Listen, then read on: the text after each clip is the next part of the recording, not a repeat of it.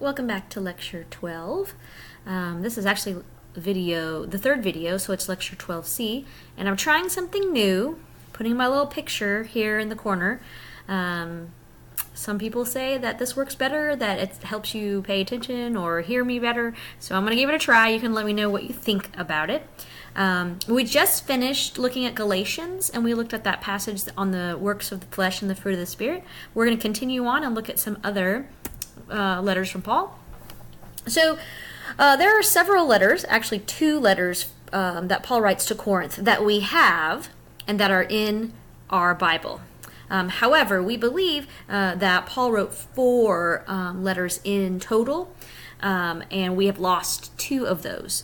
So 1st and 2nd Corinthians are probably the second and fourth letters that Paul writes here. And I've talked a little bit about Corinth at the beginning of this lecture, how it's this cosmopolitan city in Greece, and there were lots of different problems going on there, especially for Christians, because of the pagan culture, the culture of greed and sexual immorality. And so Paul definitely addresses some of these issues in his letters.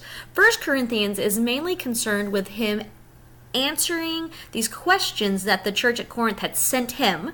So they had sent him a letter and said, what about this, what about this, what about this? And so he answers those questions, but he also answers some other issues, or talks about some other issues that he has heard are a problem. And so these are the things that he's going to talk about in 1 Corinthians. Divisions in the church. Apparently there are some people who are following Paul and some people who are following another leader named Apollos who had come later after Paul, and some people are saying, oh no, I follow Peter. And so he's upset that they're divided. He says, Christ is not divided. Really, I'm nothing. Peter's nothing. Apollos is nothing. We are just the ones who participate in the work that God is doing. So God is really the one that we should all be following. Christ is the person that unites us. And so he has to address that. Several times he talks about sexual immorality and marriage and divorce. So these seem to be problems here in Corinth. Are also problems today. He addresses the meat sacrificed to idols. He addresses different church practices like how to take the Lord's Supper or communion and how to exercise your spiritual gifts in the church service. He talks about love. If you are familiar with 1 Corinthians 13, this is read in marriages all the time, in weddings all the time. The corrective of love, the idea that love is patient, love is kind, and he gives this long, really beautiful, poetic description of love. And it actually helps us understand love not romantically, though we tend to apply it romantically, but that love is what brings people who are different together. So in the church, we are all very many different people from different places with different ideas, and it's love that's going to bring us together and help us not have division or quarreling or things like that. And so I think that we should focus on that, make sure that we know it's not just romantic love that Paul's talking about here. It is the love between brother and sister in Christ, the love of neighbor, the things that Jesus talked about when he was teaching. And then the last problem that Paul addresses, is resurrection, because it seems that some people in Corinth had started to believe that resurrection was not true, that it's not something that was going to happen, or that something could happen. And that probably is an influence of the Greek and Roman philosophy that was all around Corinth. And so he's saying, no, resurrection, Jesus definitely resurrected, and we will also be resurrected in the end. And so he has to correct them on that. Now, 2 Corinthians is a later letter, and he's basically, in that letter, Paul is trying to reconcile with the church. He and the church had many different problems. He had visited them, and they were not kind to him. They kind of made fun of him. The fact that he, is this traveling preacher that is poor, it isn't a very eloquent speaker. They liked the polished evangelist who came in, who were well-dressed and who were great speakers. And so they probably disrespected him, and there was a rift between Paul and the Corinthian church. And here it seems like he's trying to bring the two back together. It's a beautiful book. I encourage you to read it sometime. I think I probably memorized the most scripture out of 2 Corinthians. It's a great book. But we're going to study one passage actually in 1 Corinthians because it's really fascinating. If you want to turn with me in your Bibles to 1 Corinthians chapter 7, verses 1 through 7, I'm going to read this. Now concerning the matters about which you wrote, So here he's addressing one of the problems that they wrote him about. Quote, "It is well for a man not to touch a woman," end quote.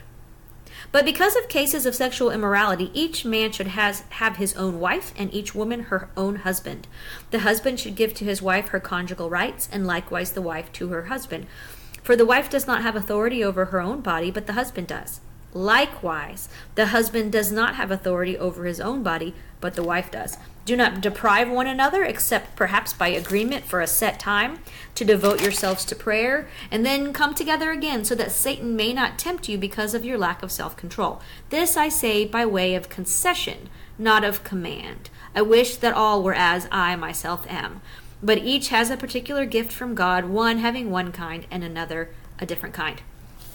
And so what's going on here is it seems like they are writing him about a problem within marriage. And we think it has to do with there are different religions and philosophies around this time that kind of viewed sex as a bad, sort of sinful, ugly thing. And so it seems like maybe some of the married couples were saying, well, maybe we shouldn't engage in sex too much or at all because it's not holy. And so Paul is trying to correct this practice, it seems like. It also seems on the other side that there were people that were engaging in extramarital affairs and sex. And so it's interesting. But what is so fascinating here is that Paul says something that was countercultural for his time period.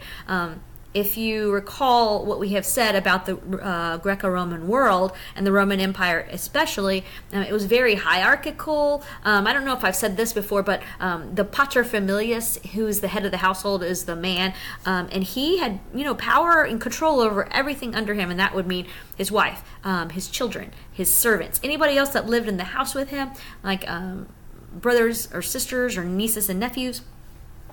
And any of the rules or the house rules that were written in the Greco-Roman world gave the paterfamilias complete power. I mean, he had power of life and death over the slaves and over his wife and things like that. But here, Paul says, yes, something we expect in his context. The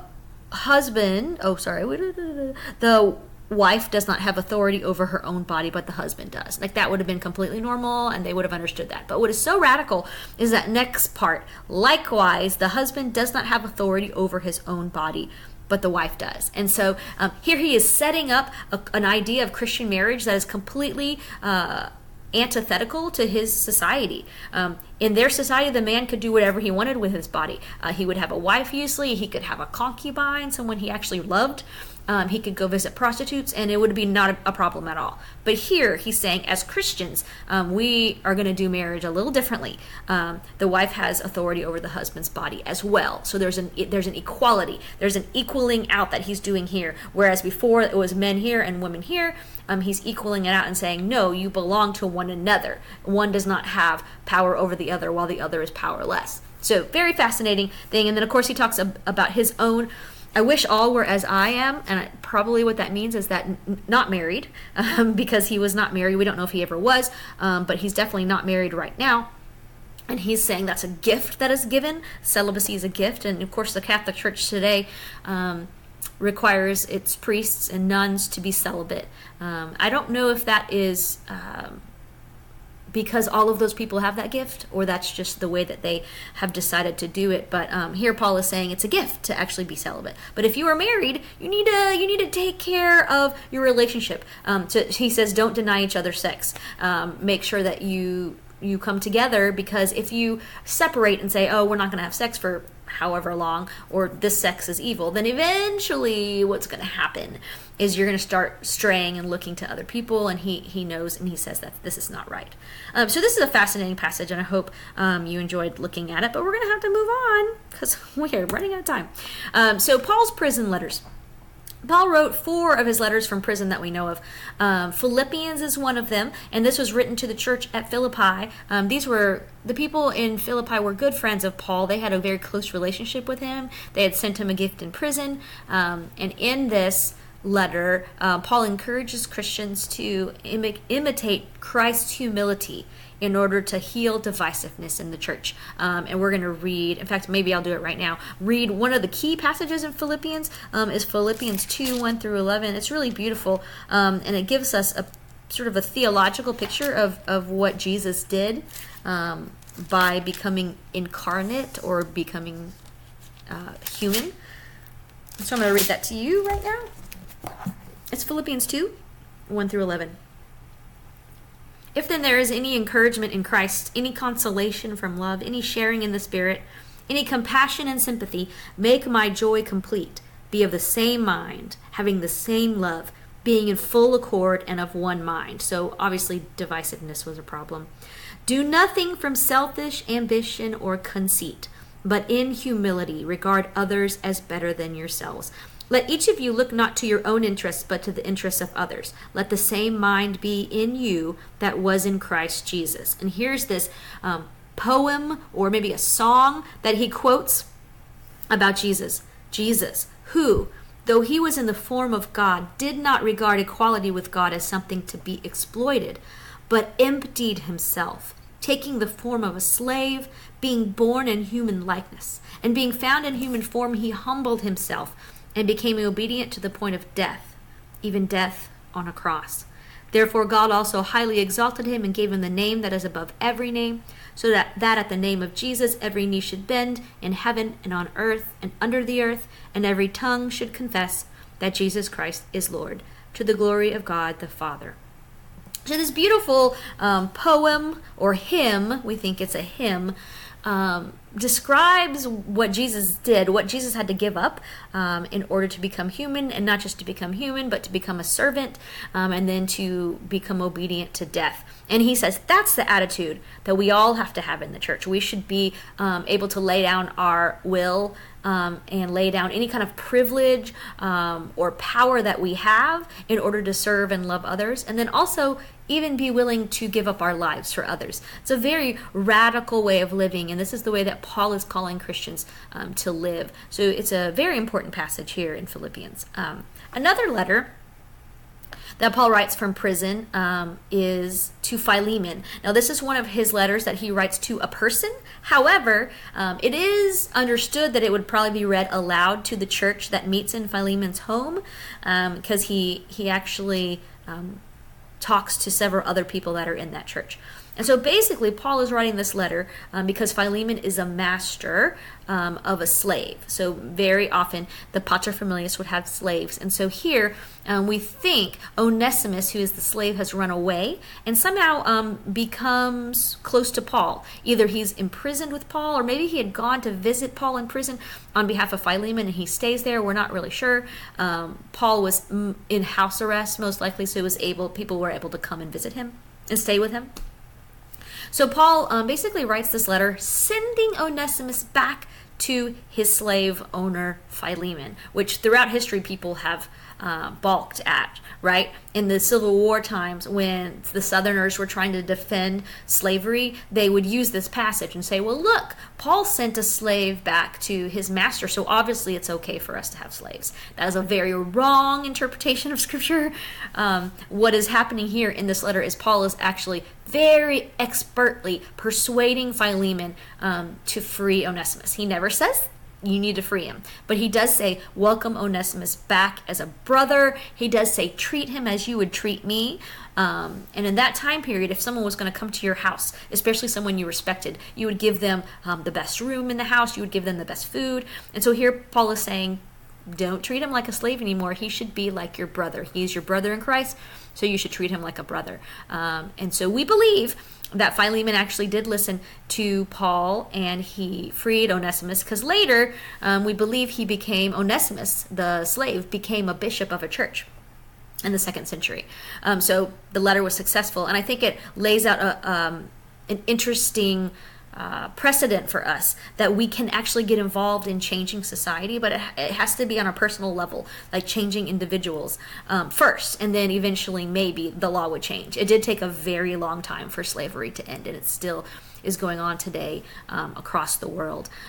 But it was such a part of the Roman Empire that it would have been very difficult for Paul to say, everybody's free your slaves. I don't think they could have even imagined a world like that. So Philemon is a really strong, important letter to show us a little bit of how slavery and other things worked back in the ancient times. We're about to run out of time, so we will get back to this Paul's lecture in the next time. Thank you very much.